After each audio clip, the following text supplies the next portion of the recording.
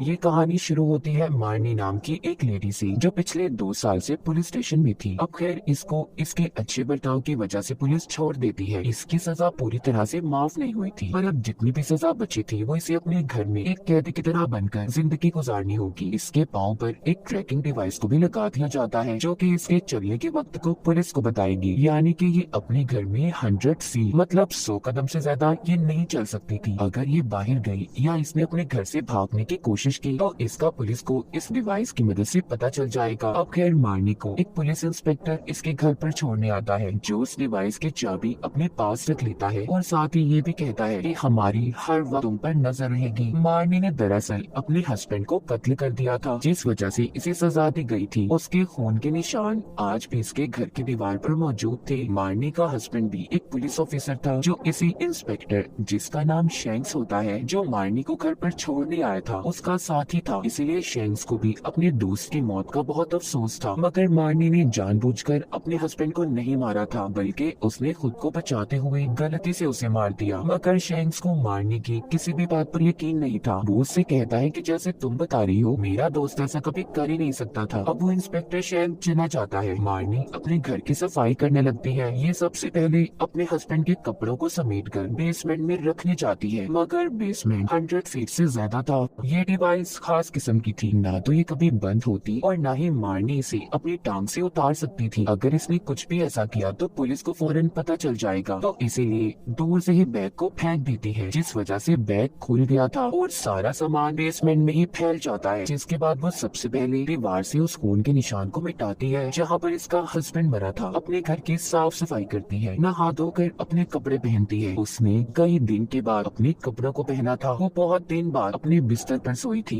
एक दिन खिड़की के पास बैठी सोचने लगती है कि पुराने दिन कभी वापस नहीं आ सकती। उसे अभी सोसाइटी कभी भी नहीं अपनाएगी, सिर्फ इसी वजह से कि उसने अपने हस्बैंड को मार दिया। वो सोचती है जो दोस्त उससे पहले मिलती उसके घर आती थी, अब कोई भी उसे अच्छा नहीं समझता, सब उससे नफरत करने लगी, उसे इग्नोर कर रहे हैं। उसी रात मारनी के साथ अजीब अजीब हादसे होने लगते हैं। कभी उसके पास बड़ी मोमबत्तियाँ हवा से जलती या बुझ जाती। उसे अपने ही घर से किसी के चलने की आहट महसूस होती है। जब ये जाकर देखती है तो बाहर एक आदमी था, जो पिछले 1 साल से इसके घर के बेसमेंट में रह रहा था। फिर वो मारनी से डरकर वहाँ से चला जाता है। अगली सुबह दिन के उजाले में मारनी के साथ कुछ भी नहीं होता। वो बहुत अच्छे से पूरा दिन गुजारती है। अब वो घर की ग्रोसरी खाने पकाने के सामान को बाहर लेने नहीं जा सकती थी, तो इसीलिए फोन पर ही ऑर्डर देकर उसने किचन के सामान को मंगवा लिया था। मारनी को सामान देने जॉय नाम का एक लड़का आता है, जो कहता है आज से मैं ही आपको सारा सामान देने आऊंगा। एक रात सिगरेट जलाने के लिए लाइटर को जलाती है। अचानक से उसके सामने एक खौफनाक चेहरा आता है, जो किसी और का नहीं बल्कि उसके हस्बैंड का था, जिसे देखकर वो डर जाती है। बेड से नीचे गिर गई थी। वो बाहर जाने के लिए दरवाजे की तरफ भागती है, मगर अचानक से उसे याद आता है कि वो तो अपने घर से बाहर जा ही नहीं सकती। अगर उसने ऐसा किया तो पुलिस उसे पूरे 10 साल के लिए गिरफ्तार कर लेगी। अब उसके हस्बैंड की आत्मा उसके तरफ आहिस्ता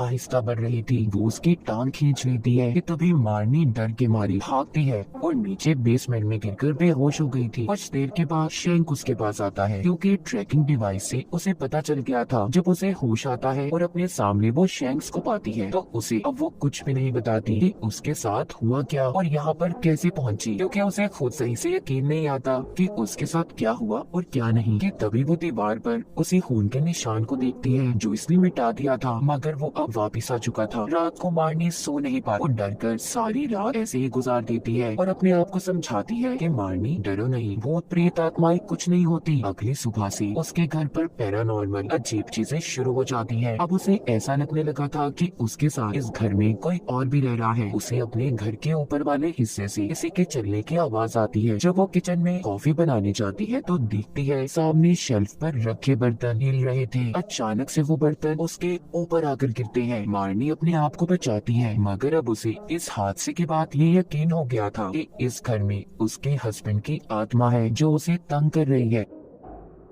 मारनी बहादुरी से उसका मुकाबला करती है और कहती है कि मैं यहाँ से कहीं नहीं जाऊंगी, ये मेरा भी घर है। ऐसे ही कुछ दिन गुजर जाते हैं। अब तो मारनी के हस्बैंड की आत्मा उसे दिन में भी तंग करने लगी थी। शैंक जो के बाहर बैठा मारनी के घर पर नजर तो रखता था, मगर उसे इस बारे में कुछ भी नहीं पता था कि उसके घर के अंदर आखिर हो क्या रहा है। इन सब के बीच मारनी का एक अच्छा दोस्त था जॉय, जो उसके घर पर चीजें देने आता था। उन दोनों की अच्छी दोस्ती हो जाती है। एक दिन वो उसे अपने हस्बैंड के बारे में बताती है। कहती है दुनिया के सामने तो वो मेरे साथ बहुत अच्छा था, पर अकेले में वो मुझे शराब के नशे में मारता और बहुत जुल्म करता था। मैंने कई बार पुलिस में शिकायत भी की, पर ना तो किसी ने मेरे ऊपर यकीन किया और ना ही पुलिस को कोई सबूत मिला, क्योंकि वो मुझे ऐसे मारता था कि मेरे जिस्म पर निशान ही नहीं होते थे। एक रात जब वो मुझे चाकू से डरा रहा था, तो मैंने खुद को बचाने के लिए चाकू उसी को मार दिया, जिससे उसकी मौत हो गई। सारी बातें सुनकर जॉय कहता है कोई तुम पर यकीन करे ना करे, पर मैं करता हूँ, क्योंकि जॉय अब उसे पसंद करने लगा था। अब वो जॉय से भूत प्रेत आत्माओं के बारे में जानने के लिए बहुत सी किताबें मंगवाती है। वो किताबें पढ़कर उसे पता चलता है कि सबसे पहले उस आत्मा की चीजों को घर से दूर करना होगा जहाँ पर वो रहता था। फिर पूरे घर में होली वाटर, पाक साफ पानी को घर में छिड़कना होगा, और साथ ही साथ फोन पर उस आत्मा को कहना है कि यहाँ से चली जाओ। मारनी सोचती है सब कुछ तो वो कर लेगी, पर उसने तो अपने हस्बैंड के सामान को बेसमेंट में फेंक दिया था। अब उसके सामने ये चैलेंज था कि उसने 3 मिनट के अंदर अंदर बेसमेंट में जाकर अपने हस्बैंड के सामान को वापस लाना है, क्योंकि 3 मिनट के बाद इसके टांग में लगी ट्रैकिंग डिवाइस बचने लगेगी। अब वो ऐसा ही करती है, बेसमेंट में जाकर सारे सामान को जल्दी से समेट कर ऊपर ला रही होती है कि तभी उसके हस्बैंड की आत्मा उसके पाँव को खींच लेती है और उसे दूर फेंकती है। पर फिर भी मारनी सामान को ऊपर ले आई थी कि तभी उसके घर में शोर की आवाजों को सुनकर शैंक अंदर आ जाता है, जो हमेशा उसके घर के बाहर रहकर इस पर नजर रखा करता था। वो मारनी के मुंह पर जब चोट के निशान और नाक से खून निकलता हुआ देखता है, तो सोचता है कि इसने अपने हस्बैंड को नहीं मारा होगा, कातिल कोई और है जो अब इसे भी मारने की कोशिश कर रहा है। वो मारनी से पूछता है कि क्या सच है, तो मुझे बताओ, मैं तुम्हारी मदद करूंगा और किसी को भी नहीं बताऊंगा। मारनी जब उसे सच बताती है कि उसके हस्बैंड की आत्मा उसे इस घर में तंग कर रही है और मारना चाहती है, तो ये सुनकर शैंक कहता है तुम पागल हो गई हो, ऐसा कभी नहीं हो सकता। मारनी कहती है मुझे पता था कोई मेरी बात पर यकीन नहीं करेगा, इसीलिए अब वो सोचती है जो भी उसे करना है अकेले ही करना होगा। वो अपने हस्बैंड के सारे सामान को उठाकर कचरे में फेंक देती है और जब अपनी शादी की अंगूठी सिंक के सुराख में फेंकने लगती है कि तभी उसके हस्बैंड की आत्मा उसके हाथ को पकड़कर खींचकर गटर में डालकर काटने की कोशिश कर रही थी, पर मारनी खुद को बचा लेती है। अब वो खून का निशान जो वो मिटा दिया करती थी, एक बार फिर वो अपनी जगह पर आ जाता है। वो उसे देखकर सोचती है अभी भी कोई चीज तो है जो इस घर में उसके हस्बैंड की रह गई है। वो पागलों की तरह ढूंढने लगी थी, उसे कुछ नहीं मिलता और इसी पागलपन में अपने सर को जमीन पर बार बार मारती है कि तभी फर्श की एक टाइल उखड़ गई थी। वो ये देखकर बहुत हैरान होती है। अब वो आहिस्ता आहिस्ता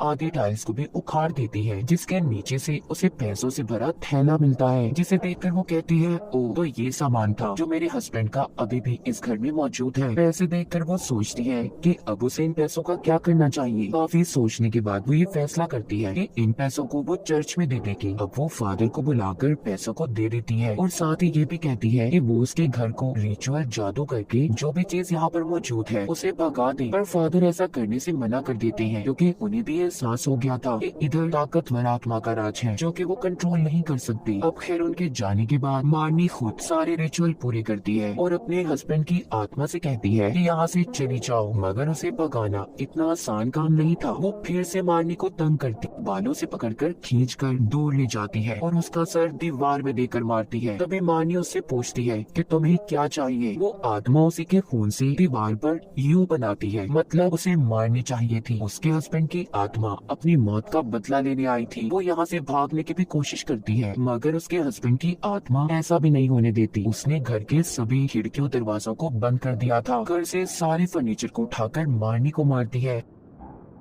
उस आत्मा ने कीलों से भी उसे मारने की कोशिश की थी, मगर उसके हस्बैंड की आत्मा उसे जान से नहीं मारती। घर सारा तहस नहस हो चुका था। मारनी भी अब घर में अकेली और डरी हुई थी, इसीलिए वो वक्त गुजारने के लिए जॉय को कॉल करती है। कुछ देर के बाद वो भी काफी एक्साइटेड और जोश हो गया था। अब वो मारनी के घर आना चाहता था और थोड़ी देर में वो उसके पास भी आ जाता है। ये सारी रात इकट्ठे गुजारते हैं। जब सुबह होती है तो मारनी बहुत खुश थी। इसके हस्बैंड की आत्मा को अब गुस्सा आ गया था। वो जॉय को पकड़ कर दीवार में देकर मारता है। वो आत्मा उसे इतनी जोर से मारती है कि उसके नाक और मुंह से खून आने लगा था। उस आत्मा ने उसके हाथ पैर भी तोड़ दिए थे। जॉय को बहुत ही भयानक मौत मिलती है। सब कुछ मार्नी की आंखों के सामने हो रहा था, मगर वो कुछ भी नहीं कर पाती, क्योंकि जब वो जॉय को बचाने की कोशिश करती है तो उसके हस्बैंड की आत्मा उसे भी दूर देकर फेंकती है। अब जॉय की लाश उसके सामने थी और उसके हस्बैंड की आत्मा भी, जिसको वो अब देख पा रही थी। मार्नी के हाथ पैर कांपने लगते हैं। वो बहुत डर जाती है। अब सबसे पहले वो बाथरूम में जाकर अपने आप को जैसे तैसे साफ करती है कि तभी दरवाजे पर शैंक भी आ जाता है, क्योंकि उसने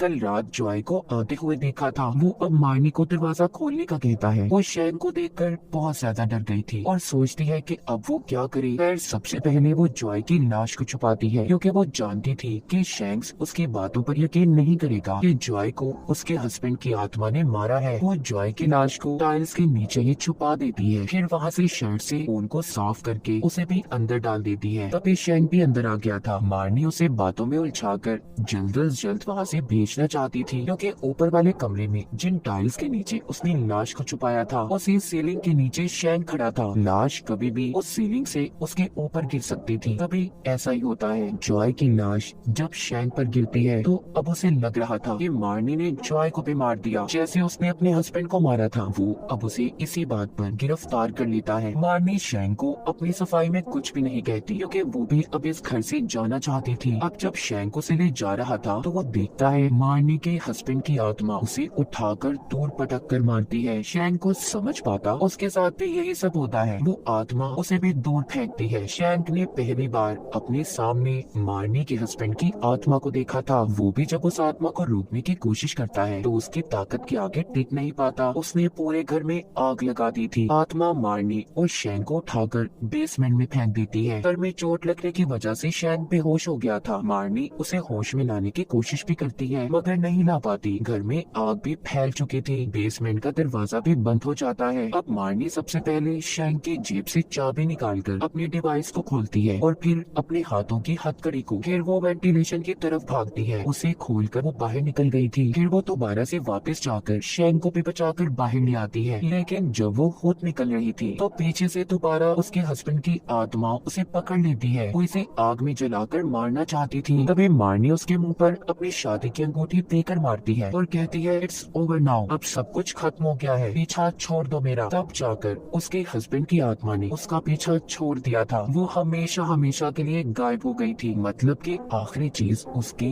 वो अंगूठी थी। शैंक और मार्नी बचकर बाहर आ गए थे। उसका घर चलकर खाक हो जाता है। अब शैंक भी क्योंकि सारा सच जान चुका था, वो मार्नी से कहता है कि यहाँ से भागो, चली जाओ, मैं सब कुछ संभाल लूंगा। मार्नी भी यही करती है। वो वहाँ से चली गई थी। उसने इस शहर को छोड़ दिया था। अब उसे नए नाम और शनाख्त के साथ रहना था, क्योंकि अगले दिन अखबार में यही खबर छपती है कि मार्नी के घर में आग लग गई और वो भी उसमें जलकर मर गई। अब मार्नी के पीछे ना तो कोई पुलिस थी और ना ही कोई केस। वो आजाद हो जाती है और अपनी नई जिंदगी का आगाज करती है। और इसी के साथ इस फिल्म की कहानी भी यहीं पर खत्म हो जाती है।